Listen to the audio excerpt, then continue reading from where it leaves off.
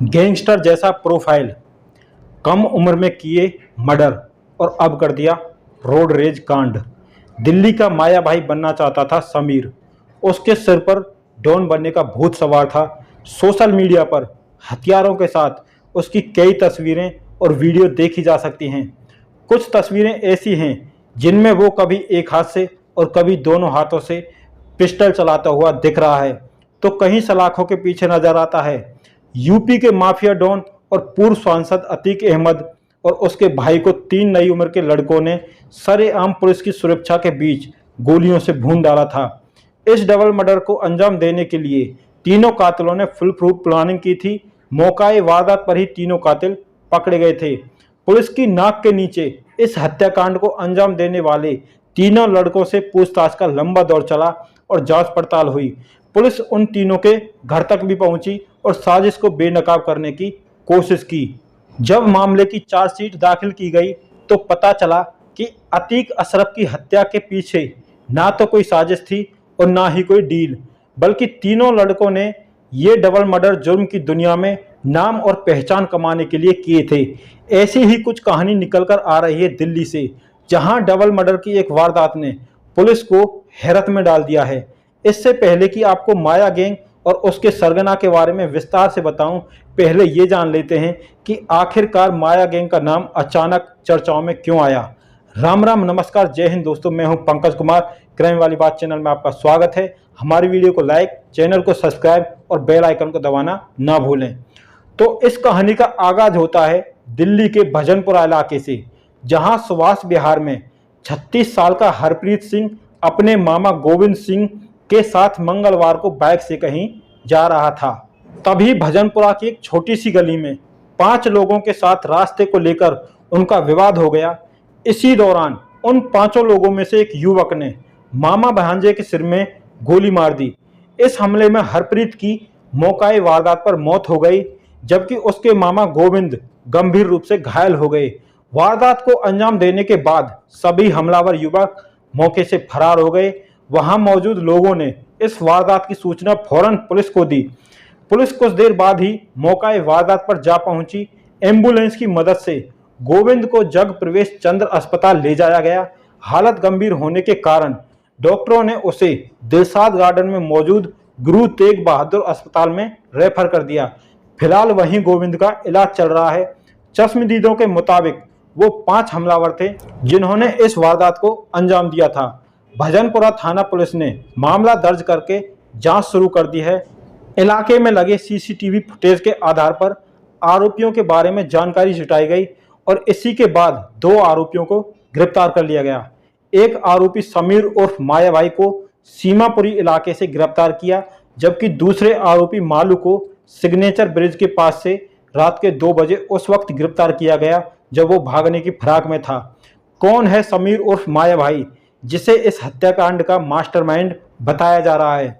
माया ने अपने Instagram bio में लिख रखा है, नाम बदनाम, पता कब्रिस्तान, उम्र जीने की और शौक मरने का। समीर अपने गैंग को माया गैंग कहता है और खुद को माया भाई। पुलिस को छानबीन में पता चला कि जब माया भाई नाबालिग था तभी उसके खिलाफ कई मामले दर्ज थे। बताया जाता है कि नाबालिग रहते ही उसके खिलाफ कत्ल के 3 मामले दर्ज हो चुके थे। ऐसा लगता है कि जैसे उसके सिर पर डॉन बनने का भूत सवार था। समीर उर्फ माया भाई की हरकतें देखकर ऐसी आशंका जताई जा रही है कि वो दिल्ली का डॉन बनना चाहता था। वो नई उम्र के लड़कों को बरगलाकर अपने गैंग में शामिल करना चाहता था, इसीलिए वो अपने गैंग को माया गैंग कहकर बुलाता था। इस मामले की छानबीन में जुटी दिल्ली पुलिस की स्पेशल सेल के सामने कई ऐसे सवाल हैं जिनके जवाब उन्हें तलाश करने हैं। पुलिस के हत्थे चढ़े दूसरे आरोपी की पहचान मालू के तौर पर हुई। उसका असली नाम बिलाल गनी है। वह 10वीं तक पढ़ा है। गांजा पीने की आदत के कारण उसका उपनाम मालू पड़ गया। यही वजह है कि लोग उसे मालू के नाम से पुकारते हैं। इसी 27 अगस्त को मालू 18 साल का हुआ है। वो एक वेल्डिंग की दुकान पर काम करता था। पुलिस का कहना है कि जब बिलाल नाबालिग था तो 2022 में उसके खिलाफ भजनपुरा थाने में कत्ल का मामला दर्ज हुआ था। इसके अलावा उस पर अपने साथियों के साथ मिलकर एक स्कूटी लूटने का केस भी दर्ज हुआ था। वो समीर उर्फ माया भाई का करीबी माना जाता है। रोड रेज के कत्ल की वारदात के वक्त माया के साथ वहीं मौजूद था। उस रात मालू और उसके साथी भजनपुरा में समीर उर्फ माया भाई के घर पार्टी कर रहे थे, जिनमें 23 वर्षीय सोहेल उर्फ बावर्ची, 23 वर्षीय जुनेद उर्फ बिरयानी और 19 वर्षीय अदनान उर्फ डॉन भी शामिल था। रात करीब 10:30 बजे पांचों ने बाहर घूमने का प्लान बनाया। समीर उर्फ माया भाई के पास पिस्तौल थी। फिर ये पांचों दोपहिया वाहन से भजनपुरा की छोटी गलियों में घूमने चले गए। फिर कुछ जगह पर रुकने के बाद ये लोग गली नंबर 8/4 सुभाष विहार भजनपुरा में चले गए। भजनपुरा की वह छोटी सी गली है, 2 बाइक आपस में पार नहीं कर सकती। इत्तेफाक से 36 वर्षीय हरप्रीत गिल और 32 वर्षीय गोविंद उसी गली से दूसरी तरफ से आ रहे थे। अब दोनों पक्ष चाहते थे कि उन्हें पहले रास्ता मिले। इसी को लेकर मालू और उसके साथी आक्रामक हो गए। इसी दौरान जुनेद ने गोविंद को थप्पड़ मार दिया।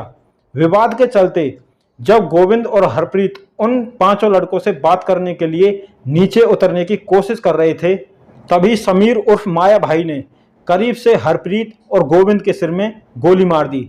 इसके बाद हमलावर मौके से भाग निकले।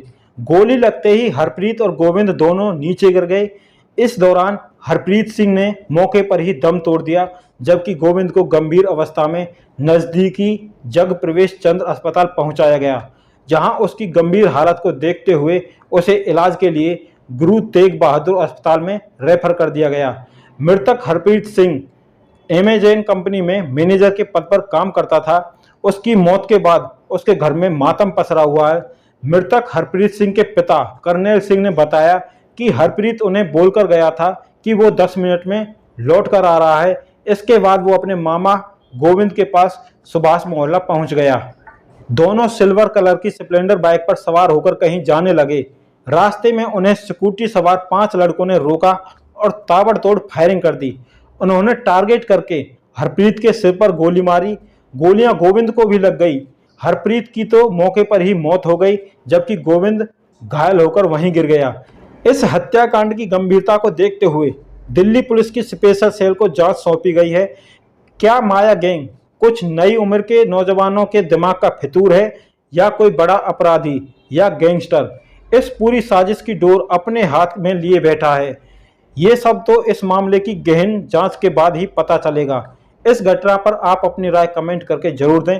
आप अपने परिवार, माता पिता का ख्याल रखें, रिश्तों की अहमियत को समझें, खुश रहें, स्वस्थ रहें। मिलते हैं आपसे अगली वीडियो में एक और सच्ची घटना के साथ।